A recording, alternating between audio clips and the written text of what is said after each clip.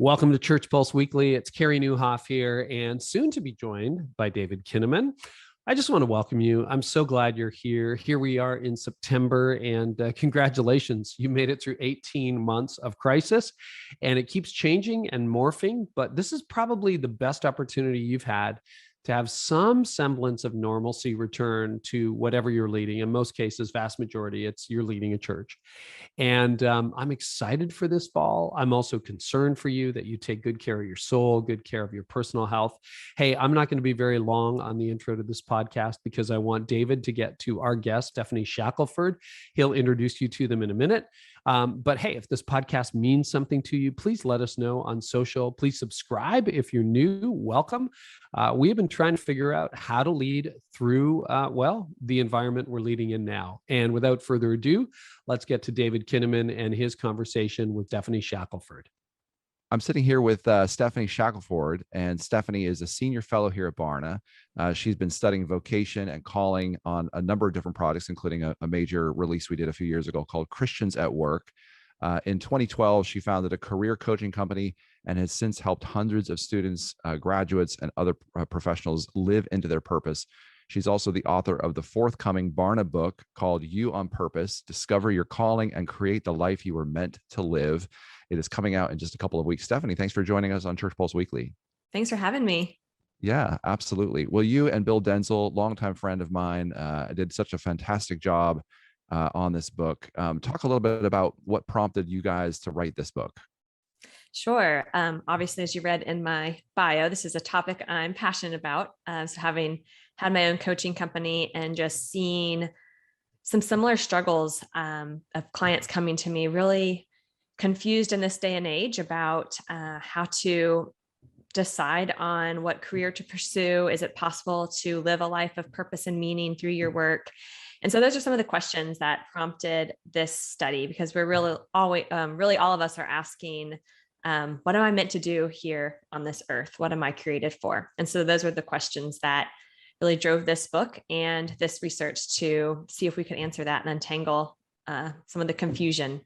That's great. Tell me a little about how you got interested in calling yourself. What was sort of the backstory to your calling for calling? Yes. Well, when I started college and even into graduate school, I thought I was going to pursue nonprofits, donor development, something in that realm. And I had a lot of experience through internships and shadowing people, informational interviews, some of the very things that we suggest you do as you are on the hunt to figure out and discern God's path for you. But through all those experiences, I really couldn't really find something that really felt like a good fit for who I was wired to be. And so in graduate school, I took an elective class, a coaching course called executive coaching. And that's really where it clicked, where I realized I had a natural strength in this area that I didn't even know I had. And I found out, my purpose was helping other people come alive to their purpose. And so through that, had more experience, and then eventually started my coaching companies. So that led to then eventually getting connected to you guys at Barna and doing the work with the research around vocation. Yeah, that's great. And I know Bill Denzel would say that a lot of his purpose is that same idea of trying to help other people find their purpose. And he, just a quick shout out to such a dear friend, and the work that he has done on this book and the manuscript and the design and just all the work he's done at Barna through many years. He's also a senior fellow here at Barna working on vocation. He's also working at LinkedIn. And so the two of you collaborated on this book. Yes. It's been in the making for a while, in part because this is a theme that I care about a lot.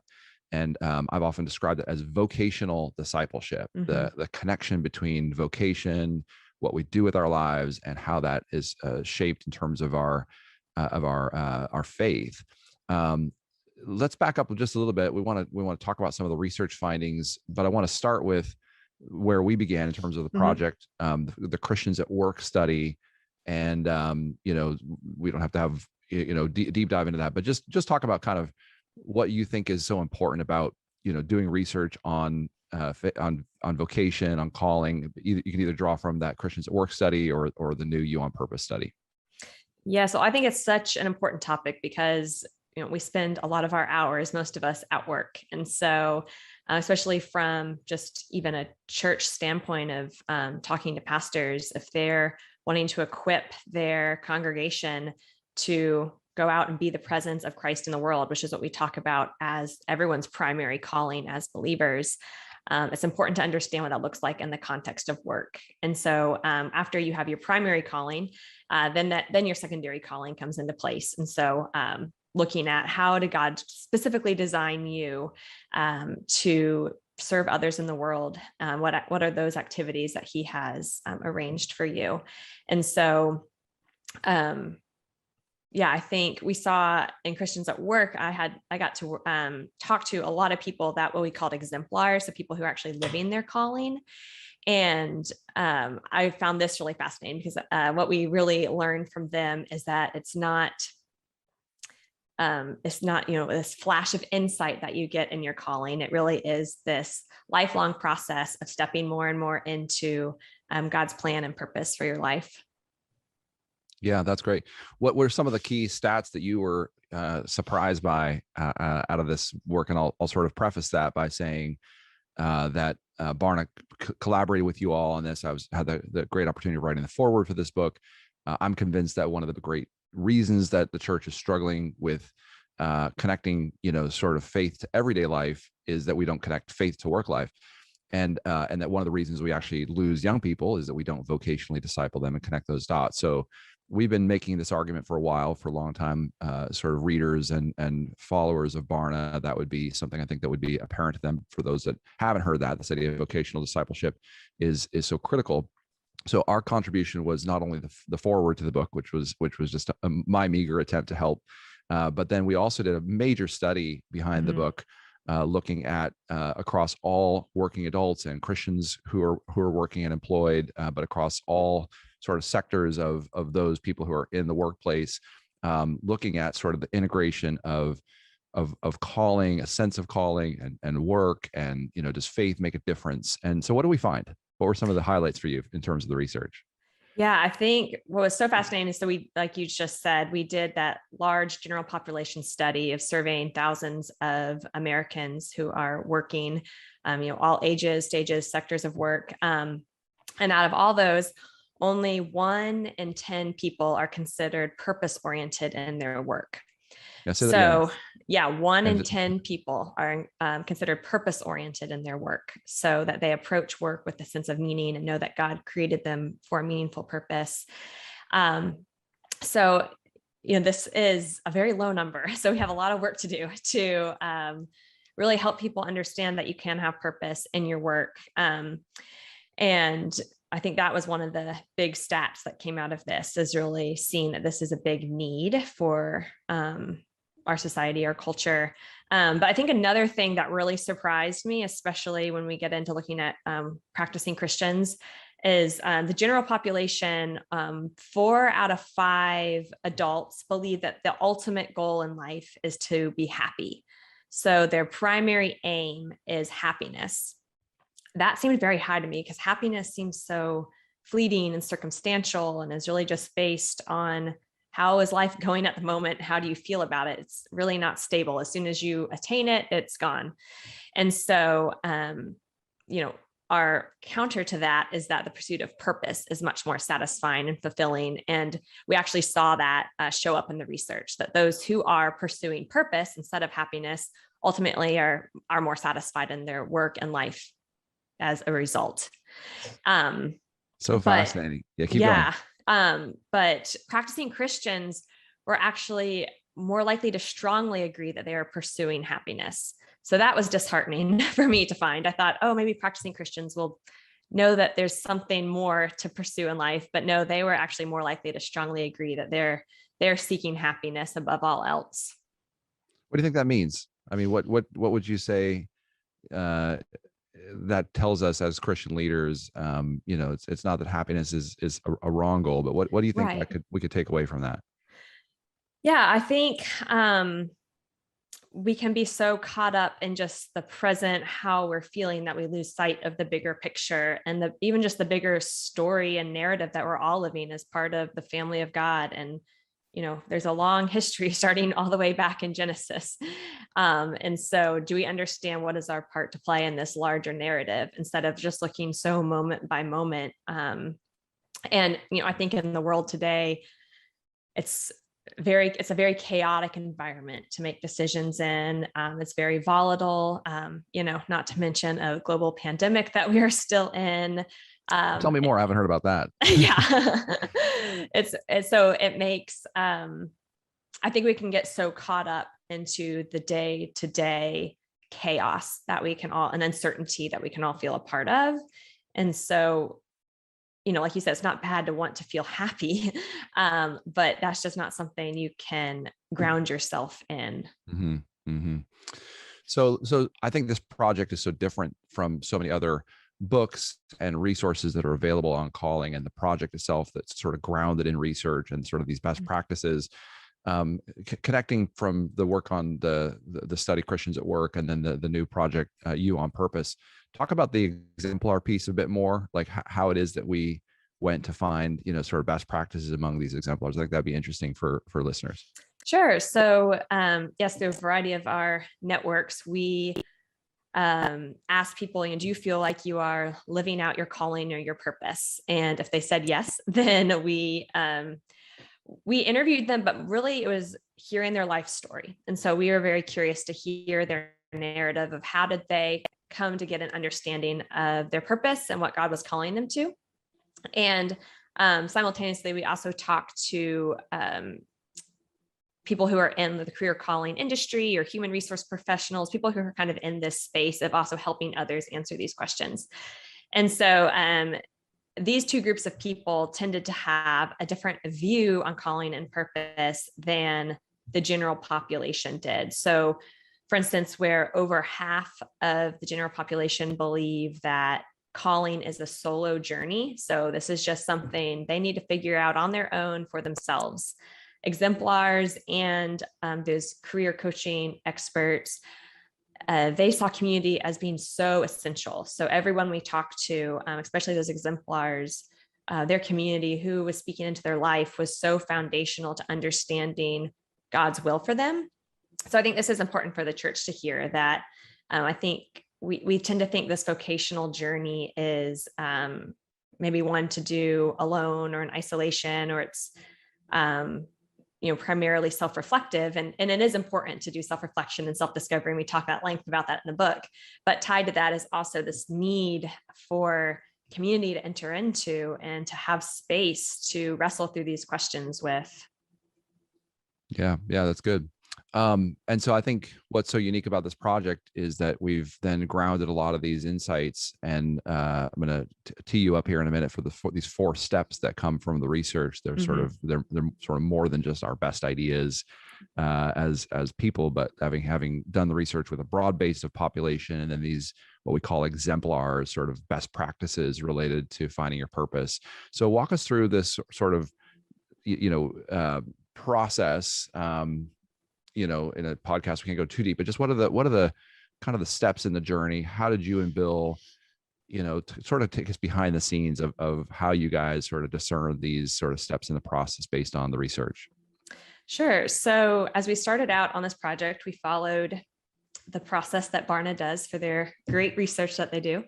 And we really followed those 4 steps of defining the situation, discovering, uncovering the data, deciding, what is this saying, and then doing. So making sense of it and taking action.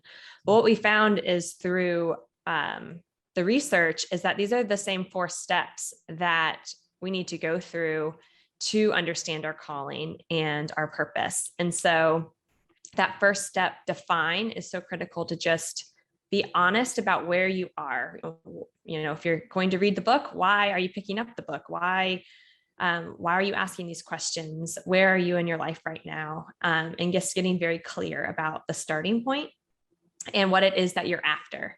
So, are you after happiness or are you after purpose? Like we just talked about. Second is discover. And so this is a huge part of the research and looking at discovering who God has created us to be. And he, obviously wires who we are and our personality, but he also places us in a specific context and time and history that are very essential to who we are and how we develop and grow, where we've been placed, who we've been placed around. These are all essential parts of our calling. And it's really important to understand not only who has influenced us, but also how can we be an influence. We were born in a very specific time and place in history, and that's not an accident. And so really getting clear on that. Third is decide. So this is often where people get paralyzed in their decision-making because there seem to be so many choices, and they have this over-choice paralysis that sets in because of a lot of things we can dive into more if you want, but FOMO, fear of missing out, being one of them. And so we really walk through the decision-making process of how do you discern in this vast array of options that are available to you, where God is calling you. And then last, do. So go out and do it one step at a time. We talk about the myth of letting go and letting God, and instead, how do you take steps forward in faith? That's great. Tell me more about that myth. Let go, let God. Yeah. Why is that a myth? Yeah, well, so every chapter in the book, we have a myth that was brought up through the research, and then we counter it with the truth found in the research, but also from our faith perspective. And so, as in every myth, there's always a little bit of truth, but the let go and let God, obviously, it's important to trust and let go of control. That's probably where the myth originated, but we really, I think as a society sometimes can use that let go, let God mentality as an excuse to not take steps forward in faith and to not move and take risks unless it's 100% clear. And that's just not possible in this world we're in. We're never going to have 100% clarity. It's more important to have a general idea of where you want to head, and to know that if you are walking in community and really seeking the Spirit's guidance within you, there's oftentimes not a right and a wrong choice. There's just a choice, and you have the freedom to walk forward in that. And God is going to be faithful. He will redirect where necessary, and he will make clear the next step to take. And so we use the analogy. It's like, like learning to swim. At some point, you got to take the floaties off and you just got to start moving. Otherwise, you are going to sink. And so that's kind of what discerning your calling is a little bit like, just getting out in the deep water and swimming in the direction that you feel like God is leading you. And you can always, turn around as needed. Yeah, that's good.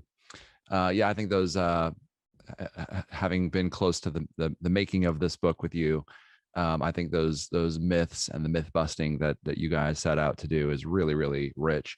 And obviously, a lot of listeners to the Church Pulse Weekly are church leaders. And talk a little about how you can imagine this research showing up for, maybe a church staff, or for, even for the people, maybe especially for the people in the congregation. Sort of like, what are the ways you imagine this project being helpful to local church leaders? Mm-hmm.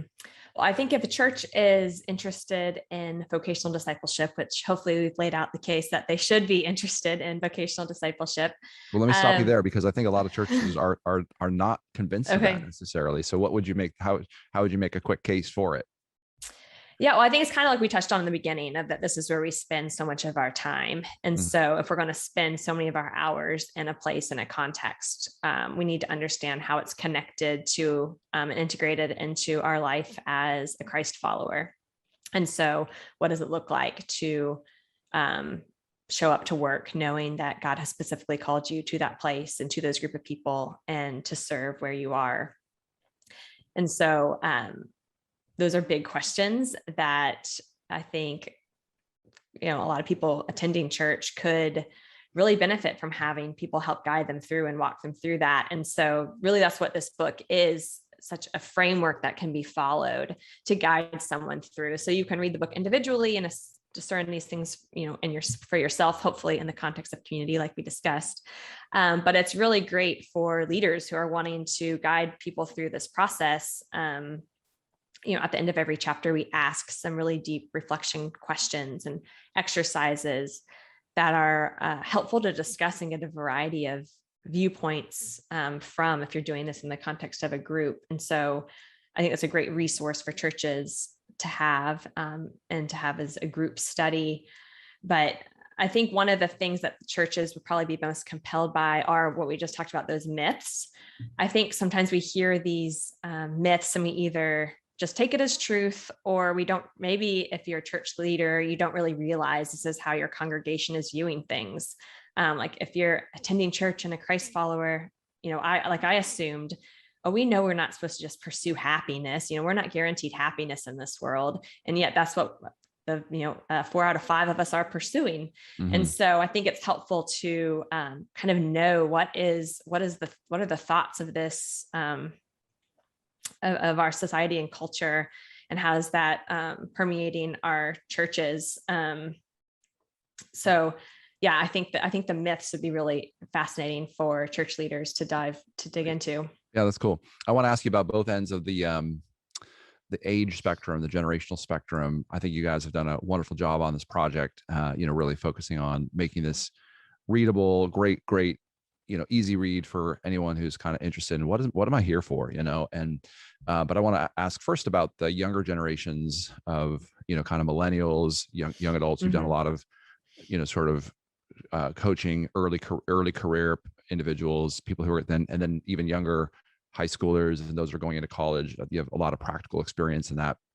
What would you say are some of the big, questions that are on parents and students' minds, whether we're talking about, Gen Z, sort of teenagers and early adults, and millennials sort of, in their 20s or in their early 30s? What are some of the ways you sort of see the question of calling show up for young adults and teens? Yeah, I can kind of answer this both from what we saw in the research and just my own personal experience.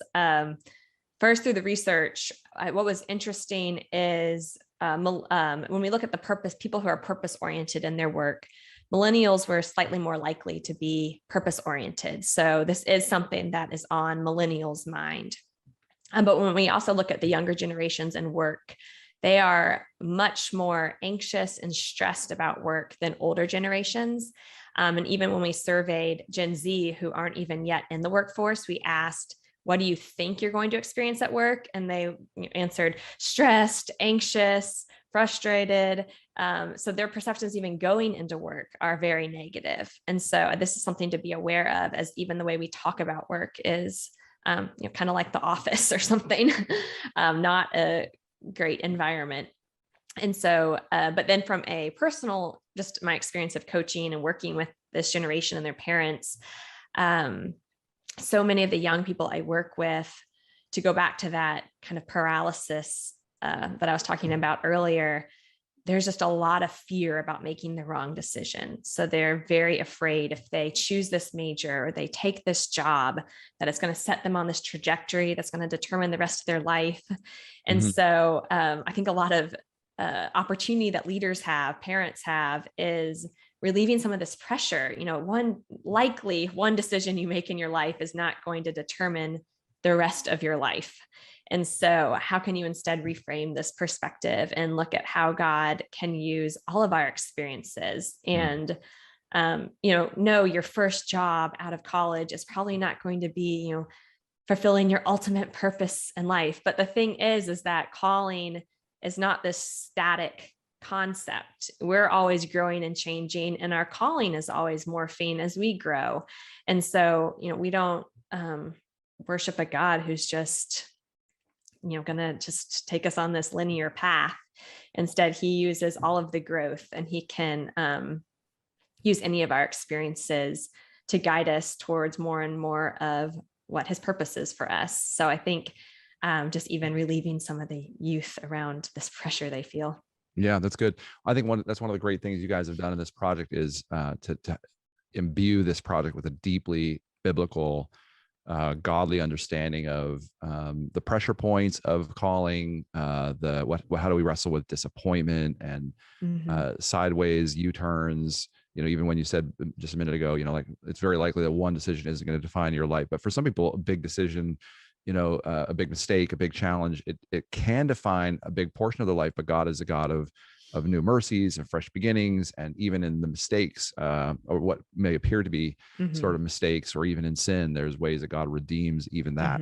That's such a powerful part of Scripture. And I think you guys have have taken a whole category. There's so many books on calling and purpose and other things.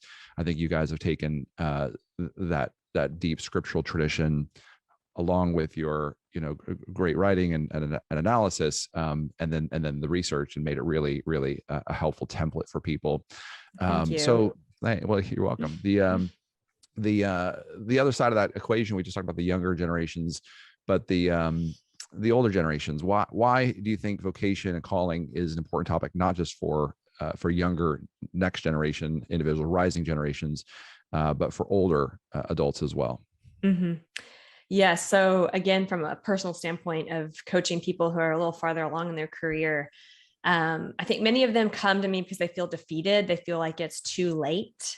Some of them may be hesitant to even engage in self-discovery because it kind of feels like, what else is there to know about myself? Yeah. I've been on this journey for X amount of years.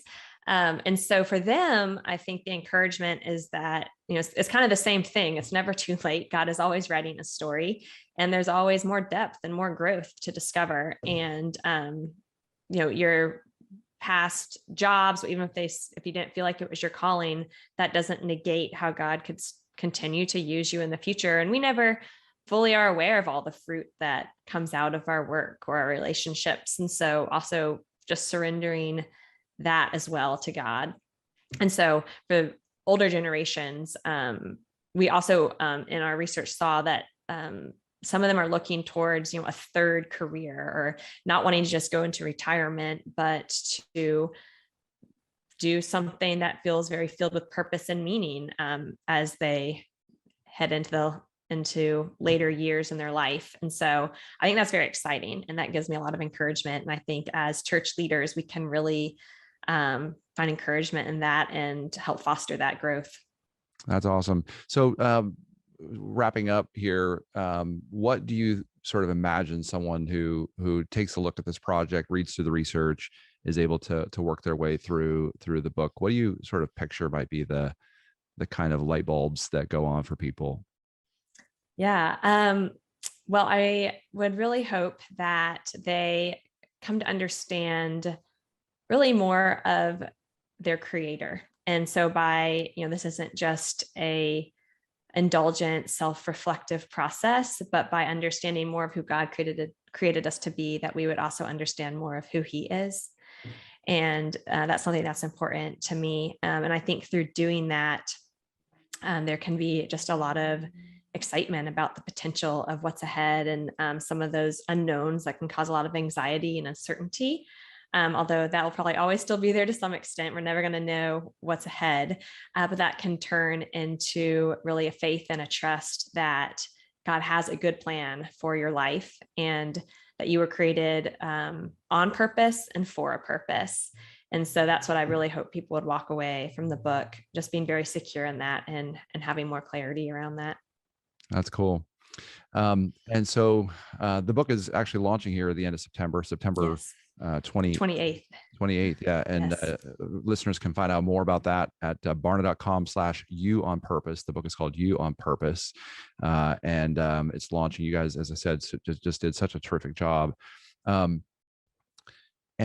as far as just as a kind of postscript to this interview, we've been sort of talking about it in a roundabout way, but I just want to encourage church leaders that I think one of the great opportunities for the church in the coming decade is to vocationally disciple, to help connect people to how God has wired them to understand their creator in a more intimate way. This is something I've been studying for a long time. We find that young adults and teenagers, they're interested in different kinds of work. They're interested in entrepreneurial careers. About half of teenagers are interested in entrepreneurial careers. Half of teenagers are interested in science-minded careers. About a third are interested in what we could describe as creative careers. It adds up to more than 100%. a half plus a third is more than 100%, because sometimes teenagers will mention that they're interested in more than one career. But I believe God has designed work. I was actually just last night in my own devotions reading through the first 2 or 3 chapters of Genesis, how God has designed work even before the fall to partner with human beings, to cultivate different things in the world. And a good friend of mine, Sky Jathani, writes about beauty, abundance, and order. That before the fall of humankind in the garden, that God desires us to be people of abundance, people of beauty, people of order. And those actually track to those areas that Christian teens, all of us, are actually interested in pursuing those kinds of careers. So beauty are creative careers. Order is science-minded types of careers, and entrepreneurial careers are abundance-oriented. And then, of course, in Genesis 3, the fall occurs, and so we sort of see, I think it's Genesis 3. There's this sort of, now they're thorns and thistles. And so I think this book and this project and our partnership, Barna's emphasis to try to help awaken Christian leaders to the opportunity of connecting these dots for students, for millennials, Gen Z, but for everyone across the full age spectrum. And it's not just for working adults. We've kind of emphasized that idea of work, but everyone has a type of calling. Everyone has a call on their lives, and being clear about that is so critical. And working through those questions is such an important one. So again, I think this is, we're often looking at how the church can have credibility and relevance in the lives of people. Where do we make a difference? I think this is just a huge opportunity. In my estimation, it's one of 2 or 3 things that is just an incredible opportunity for the church. Any last thoughts from you about, as you sort of see this hopeful future, or reflecting on any of the stats or sort of the perspectives I just added? Anything else you want to add as we wrap up? Yeah, just to tag on what you said. We do talk a lot about work in the book because that's where a lot of us spend our time, but vocation is not a synonym for work. And so we talk about our purpose as being all of the special activities that God has designed for us to do in this world that will lead to service or benefit to others. And so that looks like a lot of things, how we're a neighbor, how are we generous, how do we engage with our family? All of those things can encompass part of our purpose. So yeah, just wanted to add on to what you said there. Well, thanks. It's a great clarification. And, this project in some ways started more than a decade ago for me, in that I remember standing on a stage and sort of in an offhanded way talk about vocational discipleship. And someone at InterVarsity Press, actually, our partner on this one is Baker Books, but InterVarsity Press gets a little credit because they asked if I'd be interested in writing a book on that. And so that sort of planted a seed about maybe this idea, among other things. And I, as we've researched it over more than a decade, this idea that faith and work could be a more powerful part of Christian discipleship and a kind of a reintegrated part of how we show up as Christians has been a huge passion for Barna, for my leadership here. And again, we've shown some of those gaps that, a lot of times, like I just told you some of the stats about Christian teens, but less than 1/2% of youth leaders talk about science and technology, engineering as it's like we just don't even talk about career. Especially for science-minded kind of the geeks like me. And so that really irritates me, is that we only talk to sort of certain kinds of people in a certain kind of language. And that's part of the reason there's this gap. But this book, this project, this research that we've been now working on more than a decade, in at least my mind, and then over the last 5 years on Christians at work, and sort of the basis of that large study that we did with Abilene Christian University, that you and Bill Denzel and Brooke Hempel and others on our team have been working so hard at. And then this book now, you on Purpose, grounded in research, to give a sort of a research-based approach to understanding the myths we believe and the process to understand calling. I think it's going to be an incredible tool for church staffs to go through, for youth groups to go through, for college groups, for families and households. I'm planning on giving each of my 3 kids copies of this book. So that they can, they're each at 22, 20, and 17, kind of wrestling with some of these questions themselves. I'm planning on rereading it again as I'm thinking about my own calling and the next stage of my life. So I just want to thank you and Bill for the great work you did on this. I'm just so proud of you guys and of what you guys produced. Oh, well, thank you so much. It's been a really fun project to be a part of. Yeah. Well, thanks so much, Stephanie. And again, for listeners who are interested, you could check out barna.com/youonpurpose. And the book is available wherever books are sold. We hope you pick up a copy and check it out. Let us know what you think. And Stephanie, thanks again for joining us on Church Pulse Weekly. Thanks so much. Well, thanks for joining us for today's episode. As we mentioned at the top of the podcast, you can learn the 5 most positive changes that will come out of hiring a bookkeeper for your church by using Belay's free resource. You can download it for free. It's called 5 Ways a Church Bookkeeper Can Transform Your Day. To get it, just text the word Pulse to 55123 for your free download. That's Pulse, Pulse, to 55123. Thanks so much for listening. We'll catch you next time on Church.